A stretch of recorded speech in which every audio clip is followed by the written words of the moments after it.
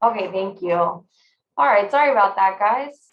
My name is Shannon. I'm the admin analyst here at the City of Yuba City and Development Services. So my role is really kind of administering all the CDBG stuff for the city and with sub-recipients and such. Today I have Esmerita with me here. She's our CDBG consultant. So any questions that I cannot answer for you, she will definitely be able to answer. Hopefully. We're going to start with a presentation, just a short little presentation here. If I can share my screen with you. And we are going to be recording this session. If anyone couldn't make it today, they'll be able to watch it later. So I'll go ahead and start that. Oh, I have to ask permission. Brian, are you there? Brian. Okay, maybe that will be later. Wait, hang on. You should be able to share. I'm trying to record it. Oh, it's already recording. Okay, perfect. Just kidding again. All right. So for those of you that aren't aware, CDBG, we'll say that all the time. It's much easier to say. It stands for Community Development Block Grant. And so this is just the beginning of the 2022 CDBG program for the City of Yuba City. I guess I already said this. So I'm Shannon. I have Esmerita with me. A little bit of background on what CDBG is and then the city's role in that. So the city is an entitlement jurisdiction, which just means we receive just a grant each year from HUD. It's generally around, let me see, like the 600,000 mark. We don't have that exact number yet for this current year. We should be getting that shortly, and that will be able to be shared once we are aware of it. The purpose of the program really is, there's three sort of main goals of it. The first is to provide decent housing, a suitable living environment, and then to expand economic opportunities. And this is going to be primarily for low and moderate income persons. So the three objectives of the CDBG program, again, it will benefit low and moderate income persons, aid in the prevention or elimination of slums or blights. So that, how would you describe what a blight is, Esmerita? A blight is probably like in your older neighborhoods in the city where maybe you have some abandoned buildings or boarded up homes that, have maybe been foreclosed on. So something like that, would qualify. Yeah. And then the third objective is it will meet a need having a particular urgency. So I always think of this in like an emergency conditions type situation. Like an earthquake, a flood, a fire, something that is unforeseen. Definitely. All right. So this is always helpful for me since the main objective, is benefiting low and moderate income persons. CDBG definitions of low and moderate income. The low income is equal to or less than 50% of the area median income. Moderate income is considered equal to or less than 80%. So this helpful little area down here for Sutter County AMI, so area median income, is defined as $74,000, and that's for a 4-person household. So to be considered low income in a household of 4, the income cannot exceed $37,500. Then for moderate income, $60,000. These change from time to time, but this is the most recent one that I have from HCD. I'm sorry, this is Misty. If you're sharing something, I can't see it. Is everyone else having this problem? Yeah, this is Michelle. I sent a question asking if we're sharing something because we can't see it. All right. Well, we apologize for that. So sorry about that. Let's see if I can make this working.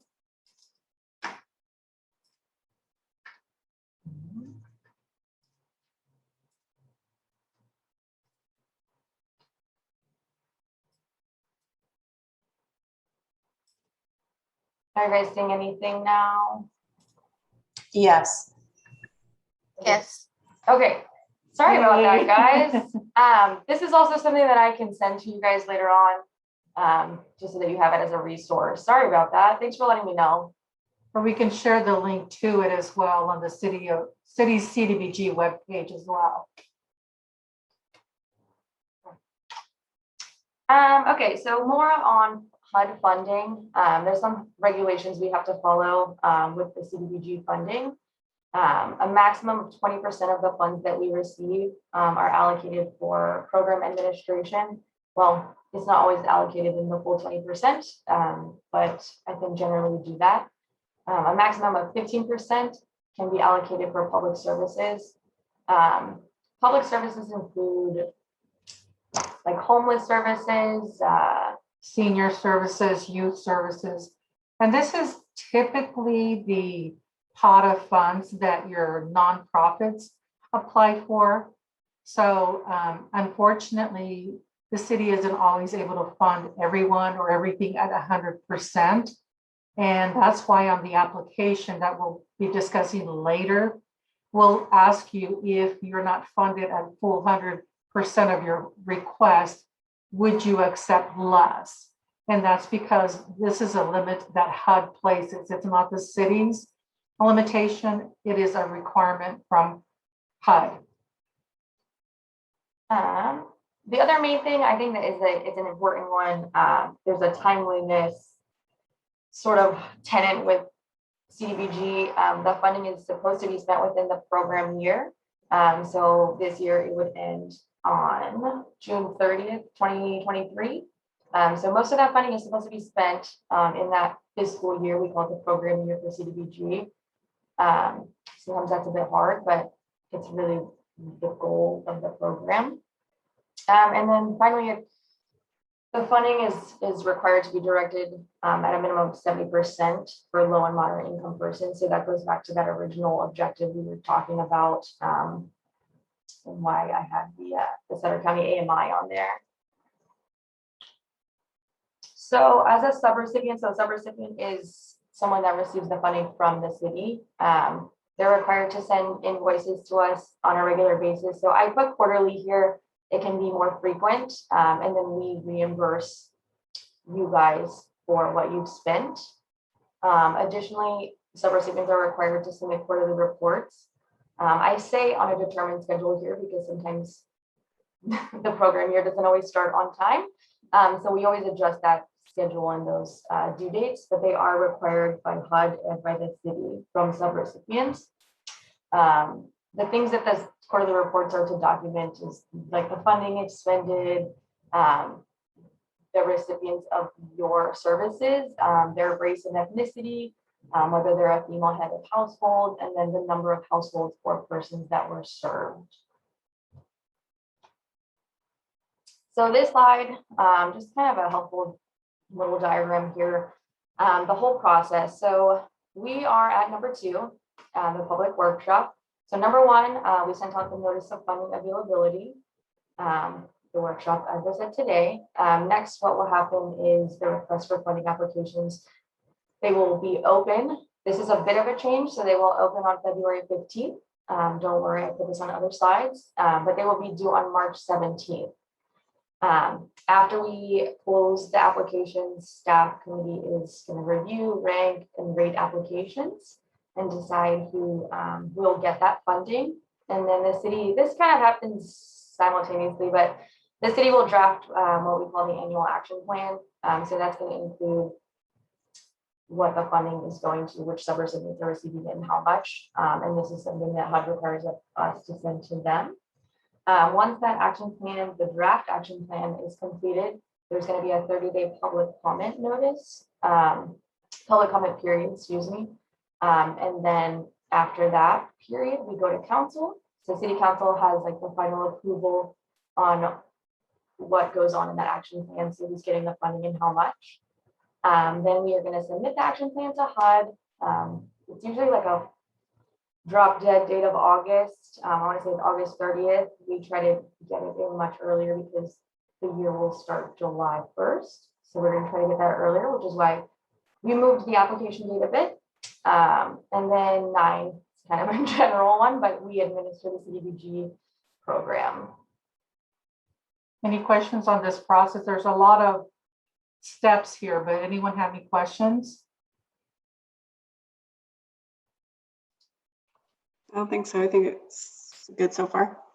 Okay. So this one's a little hard to read, but all of this information is going to be on the city CDBG page. Just mostly so that you guys are aware this is an option for you to look at. So our application process, we use Zoom grants. It's going to be the same process that I believe they have used in previous years. I haven't been here for it, but it'll be the same process. These little screenshots here, there's these guidelines on our webpage, so it'll be easier for you guys to see. But the applications are going to be similar to last year. There's a mix of sort of multiple choice, and then I say essay questions like we're in high school, but there will be essay like questions that you will fill in as well. And then there will be like a budget section, and all of that will be part of the application process. This is as Reed. I just want to make sure that I know that most folks have already have experience with this application process, but as Shannon was kind of saying, we don't want essays on here. We want you to be very specific as to when it requests, the number of persons or households that you're going to assist, because that's where the funding matches what you're applying for. So the Zoom grants is very easy to follow, and that's where the application hasn't changed. However, sometimes people want to write too much, and then other times they don't write enough. So read the questions carefully and give us a good synopsis on there. The more substantial information in order for the rating and ranking committee to review, because these applications, like Shannon said previously on the slide, are reviewed by a committee, and that's where they determine, do they meet the national objective? Is it an eligible activity? And then based on those priorities identified in the consolidated plan that was adopted in 2020, will help determine as far as what are the higher needs within the community and who should be funded and the amount funded. And again, the city is limited to that annual allocation and then to those caps that HUD places on those categories, specifically for public services, that affects most of the applications. So just keep in mind that you don't need to write us a whole story, but we also don't want you to write a sentence or two. Substantive information that helps those. Just pretend that someone's reviewing it that has no idea of this, because we have had council members on the review committee, and some of them may not be as familiar with it. So anyway, the kind of like the meat and potatoes of what your program or project is what is needed in these applications. Okay, so I touched on this a little bit earlier. The original NOFA that I sent out did have a different timeline, but I will send out a new one. We are moving the application timeline up. We'll begin next week. I think that's Tuesday, so it'll be February 15th. It will close on March 17th. That's St. Patrick's Day, if that's easier to remember. And the deadline will be 5 p.m. So the applications are going to be on Zoom grants, but the link will be both on the CDBG page, and it's like throughout this PowerPoint as well, and I can send this to you guys. But just wanted to let you guys know that it was changing a bit, but you will still have just as much time to complete those applications. So some resources here. Again, the application link. The second one, so this is quite a lengthy document, but I find that a lot of people think it's helpful. So what it is, it will show you which activities are actually eligible for HUD funding. It is very long, like I said, but you can always do a control find using keywords. And then the consolidated plan down here, what Esmerita was just talking about. I believe there's a question in the application that asks you which goals and priorities your application meets.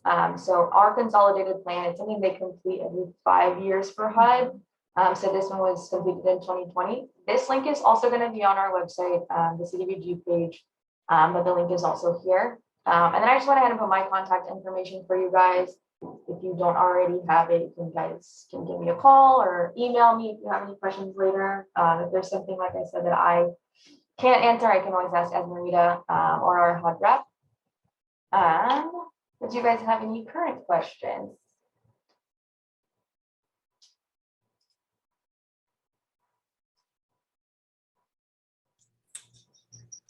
Can you go back to your first two slides that weren't shared? Yes. All right. Let's try to work this out this time. Do you guys see it? Are you guys seeing it right now? Yes. Okay, perfect. Sorry for all of the technical difficulties. Okay. You don't need that one. So this was the background one. Just kind of those goals of the CDBG program. And then I just want to add a little bit on the very first dot on this, on the background. As Shannon previously mentioned, HUD, once the federal government adopts the budget, and their funding cycle is from October 1st, September 30th. So it doesn't align with the cities of July 1st through June 30th of every year. And obviously, because of different issues going on in the world, the federal budget, kind of tends to get delayed year after year. So as Shannon previously mentioned, they tell us to estimate it based on our current allocation, which is around 600,000 this current funding cycle. So that's just an estimate for the city that it goes by. So when we talk about the 15 and 20% caps that HUD places, you kind of just use those caps. So right now, 15% of that 600, let's just say, would be made available for public services. So again, that's just what we're basing it on. It's just an estimated amount at this time. Once HUD releases the funding allocations for the City of Yuba City, then Shannon can just tell you that. But give or take, it's usually about the same. Sometimes more, sometimes less, but not usually. There's not a big change. Every year, some new jurisdictions are added there. So just basically, they split the piece of pie based on whatever they get appropriated. And then I'll go ahead and go to that next slide then. Or let me go one more and I'll go back. I don't know if you guys saw this one originally. This was the caps that she was just talking about. So the 20% for program admin, 15% cap on public services. And so that's the second slide I think that you guys didn't see. So this one, I'll go over one more time just because it's very helpful for me. Definitions of low mod income for CDBG. Low is less than or equal to 50% of area median income. Moderate, less than or equal to 80%. And then the specific numbers, as an example, for a 4-person household are down below. And as I said, those are just the most recent ones. HCD, which is Housing and Community Development, the California specific entity. They'll change it periodically if they do change it. I don't think they will do it mid-year, but if they do, I can update you guys. Typically, they're updated annually, but they don't change also a whole heck of a lot. And majority of the applicants that submit funding requests, the persons they serve are usually way below that 50%. So it's just nice to know, because there's some housing programs the city also administers, such as a first-time homebuyer down payment assistance program, an owner-occupied housing rehabilitation program, where folks that are below that 80% can benefit from those programs. But typically, the nonprofits that apply for these funds serve households that are usually much less than the 50% area. And so they're pretty high income levels, but that's just for you to know. Are there any other slides that you guys need to go back to at all? And again, I can send you guys this as well. You'll just shoot me an email. I can send this to you guys. Can I just request that you go ahead and send it? I'm sure, I don't know if everybody else on the call wants it, but I know that I would like a copy of this. Yeah. Or we could also make it available on the city's CDBG webpage, and you can view it, whichever option. But probably a good idea that Be better. have it on the CDBG webpage, because Fortunately and unfortunately, this work meeting is not required, but it definitely is helpful when you're applying, especially if you're a first-time applicant. It's good to know the ground rules, because if you have an activity or project you want to apply for that doesn't even qualify, we can tell you right off the bat. All right. Do you guys have any other questions for us?